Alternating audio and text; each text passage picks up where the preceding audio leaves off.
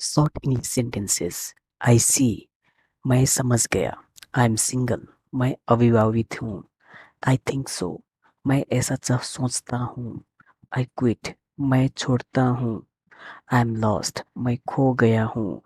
I am home, मैं घर पर हूँ। आई प्रॉमिस, मैं वादा करता हूँ।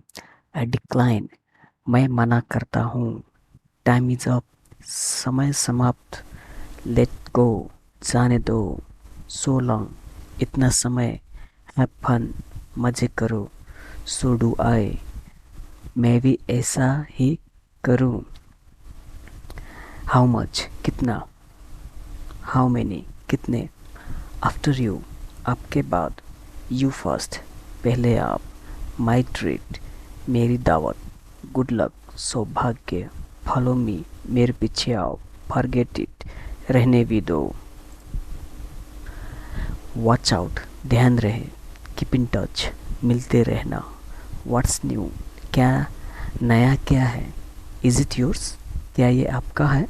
ही इज़ गॉन, वो चला गया है। दैट्स नीट, काफ़ी अच्छा है। You are here, you here you are, आपके लिए। कंट्रोल योर सेल्फ्स, संयम रखे। साउंड्स ग्रेट, अच्छा लगता है। आर यू देयर, तुम वहाँ हो। कॉन्ग्रेचुलेशंस, बधाई हो। डू इट राइट, सही से करो। आई हेट यू, मुझे तुमसे नफरत है। आई एम बोर्ड, मैं ऊब गया हूँ। डैट्स हैपन, ऐसा होता है।